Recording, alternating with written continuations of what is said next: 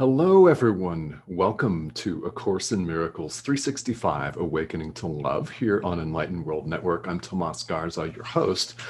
And this is a very special, very wonderful show here today, because we're talking all about love. Now, you might think of dozens and dozens of different things. When you think about love as a concept, as a thing, as an idea, what comes to your mind? I'd love to know that, actually, in the comments today. I'd love to make this as interactive as possible, and I will check comments later on here in the live stream. I never know who's going to be joining me here today, because we have had people literally from all over the world, and this live stream takes place, well, if I'm not traveling, it takes place 6 days a week here on Enlightened World Network. And I very much appreciate all of you tuning in. So thank you for tuning in here, whether it's live or on the replay. Feel welcome to say hello, because I'd love to get some interaction in the comments. And thank you for all of the shares of this page and for all of your likes, the hearts, the comments, all of that. I truly appreciate it. And what I appreciate more than anything else is the fact that you're showing up for your practice. You're showing up for yourself in so doing, and by extension, for everyone else in the world. So that is the number one offering that we could all give in terms of spirituality. Yes, donations are great. Likes and hearts are great. Comments are wonderful. Views are wonderful. However, your practice is the highest and best and most important offering of them all. So I thank you for that. Now, we are at lesson 127 in the workbook for students. And as I mentioned at the outset, this show is all about love. And when you think about love, well, there are likely to be many things, dozens of different things that pop into your mind. Why we're inundated with love in popular culture. However, we're inundated with a very limited version of love, aren't we? If we listen to your typical rock music lyric or country music lyric, especially maybe the country music lyrics, yeah, they're about love. Well, what are they talking about? Well, they're talking about romantic flings a lot of the time, aren't they? That is what often passes for love in the modern world. So today's idea broadens that tremendously, substantially, and I would say obliterates that notion completely. There is no love but God's. That is lesson 127 in the workbook for students. No love but God's. So you may have heard, and if you've tuned into this live stream before, you will have heard me say God is love. Love is only capable of recognizing itself. It is only capable of extending itself. All of us, as the Son of God, are the extension of God. Therefore, we are love itself. Not we're loving, we are love. Not we're in love with somebody, we are love.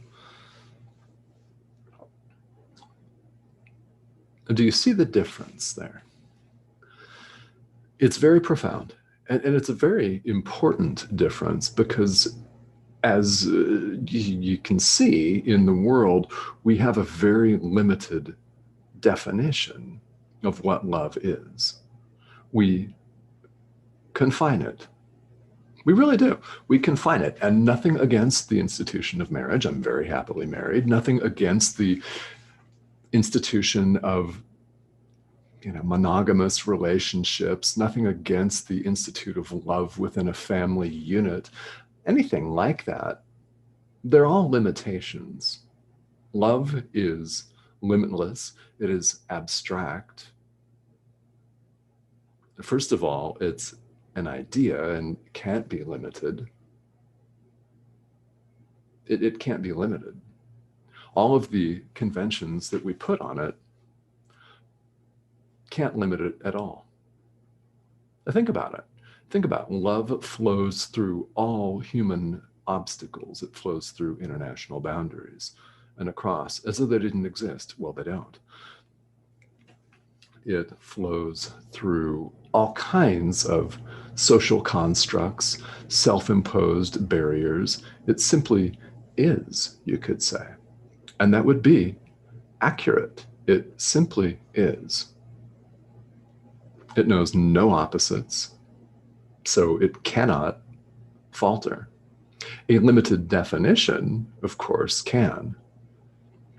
But what we're talking about in lesson 127 is love, if you prefer to say it this way, love with a capital L. There is no love but God's.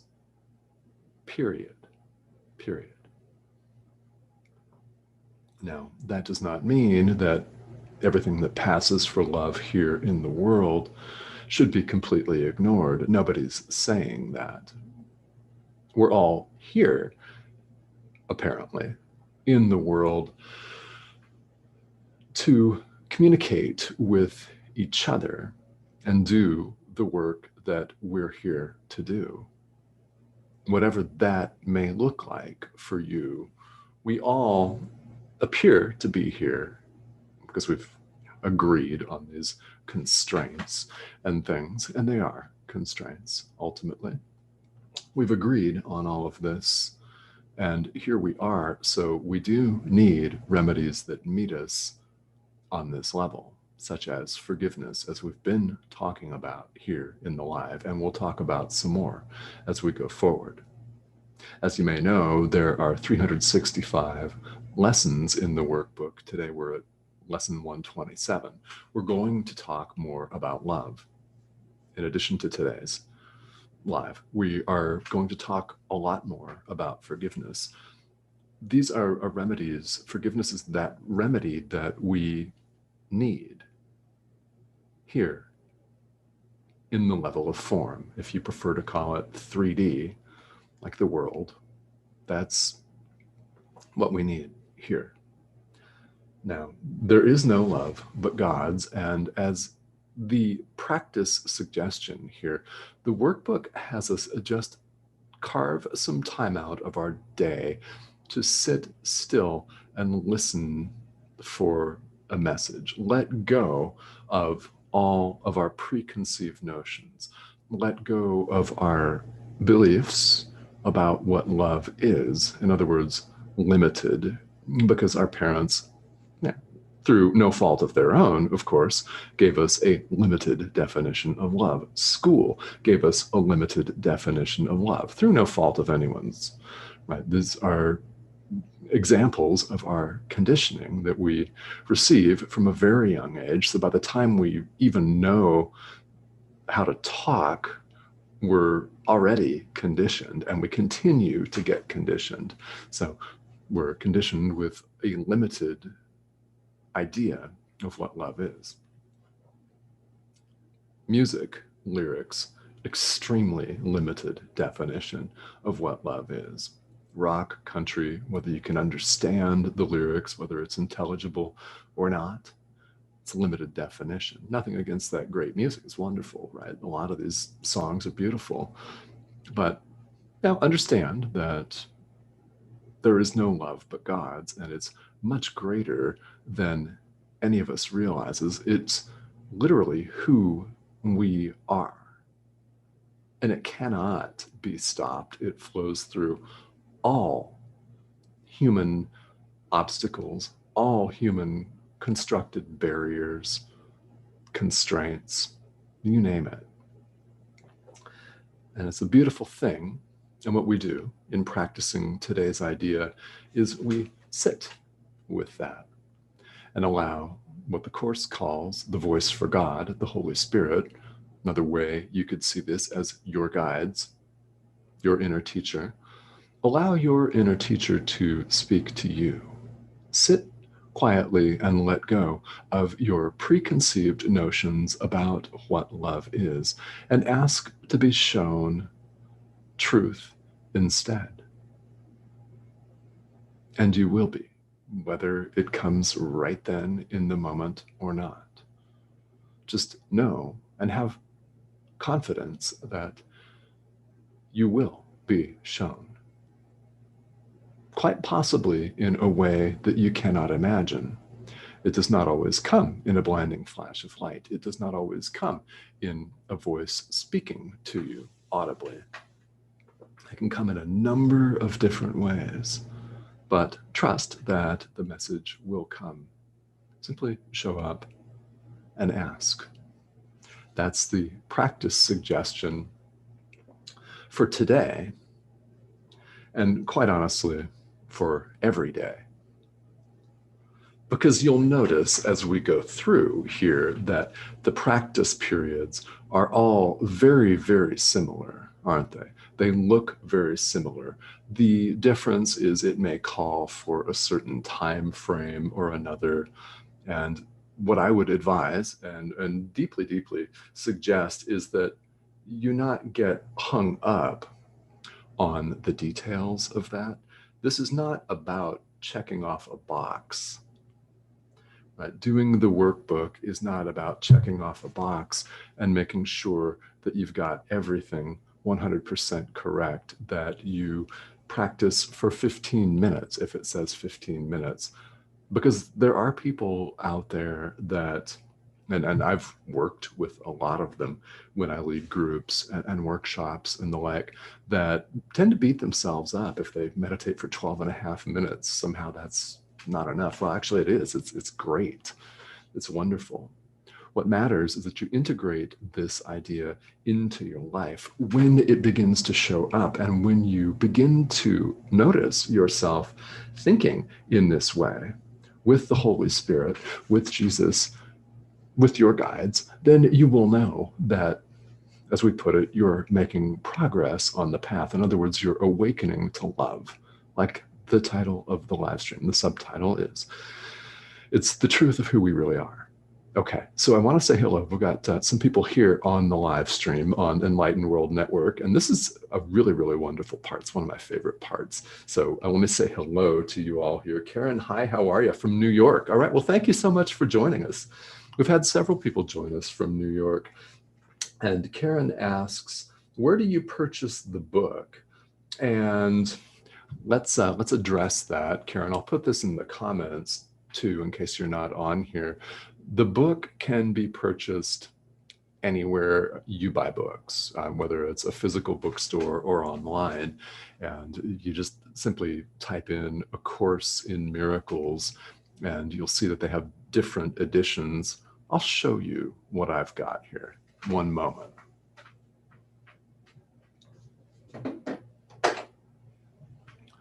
Good props. This is what I've got. Okay, this is the second combined edition. It actually does say Miracles on here. This is a book that I've had for 8 years, and it's been all over the world with me. My wife and I've traveled quite a bit in the last 8 years, and this has made the rounds. So the Miracles is actually rubbed off by my hands from picking it up and reading it a lot. So the combined edition combines 3 parts. 1, the text; 2, the workbook that I'm talking about here today; and 3, the manual for teachers. So there are a couple of different editions, and mine is the second combined edition. There's a third combined edition, and they're not substantially different from one another. This can be bought. Online resources exist if you don't wish to purchase a physical copy of the book itself. Then that is something that's available to you, and a Google search yields all kinds of really wonderful, beautiful information. And Karen, so a statement: you have to love God before you can love yourself. Same. Right? We all are love. So what I'm talking about here may not sit right with people that were raised in a fundamentalist tradition, as I was, by the way, twice. 2 different churches. We left one, I left the other. one of those stories, which I'll talk more about. We all are love. So the Son of God is an extension of God. So there is no difference in love. There is no love but God's. This is who we are. So in that sense, we have to love something or someone before we can love ourselves. When you love at all, period, you are loving God. It could take the form of your pet, your cat, your dog, yourself, your son, your daughter, right? Your spouse, anyone. The Course says that all expressions of love are maximal. There is no love but God's. So that would make sense, yes? Now, that statement also implies that there are no gradations. There's no difference. There's no time difference where you have to love one person before you can love another. So I appreciate very much that comment. And I don't know if it was phrased as a question or not, but love is a unitary principle, being God, being ourselves, also the Son of God. When I use a term, the Son of God, that comes directly from the Course itself, which uses primarily Christian terminology to describe universal spirituality. Now, remember that the Course was first dictated in the 1960s in New York City. So you can't get much more Western culture than that, and you can't get much more invested in the values of the world, hustle, greed, speed, than New York City. Right? This is where the Course was dictated, not by accident at all. There are no coincidences whatsoever. So all expressions of love are maximal. Karen, thank you for joining us from New York. And yeah, that's really, it's quite wonderful that you're here. So I'm glad that you joined in from New York as well. That is where the Course was dictated. The Helen Schuckman and William Tedford were professors of medical psychology at Columbia. So, and they say in the intro to the Course that they were very invested in the values of the world. Of course, PhDs, tenured professors, yeah, you can't get much more invested in the values of the world than that. So I will put some more information here in the comments about where to purchase the Course. Now, if you're interested in purchasing this, I highly recommend it. It is the centerpiece of my own spirituality. Now, it might not be for you, and that's perfectly okay, because you can use this to augment and to enliven your own practice in so many different ways. This is universal spirituality, and perhaps an idea from A Course in Miracles will help you see your own walk differently.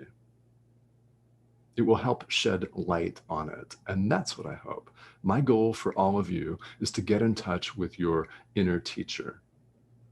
It doesn't matter what you call your inner teacher. This is what I want, is for you all to get in touch with your inner teacher and begin the process, if you're not on the path already, of awakening to love, the truth of who we really are. Because the world needs you to do this work. And that's a fact, yeah? All right. So thank you all for joining me. Again, this live stream takes place every day during the week here, and most Saturdays, unless my wife and I are traveling, and we're not this week. So that means that I will see you back here again tomorrow. Thank you all so much for joining me. And again, Karen, thank you for tuning in from New York here.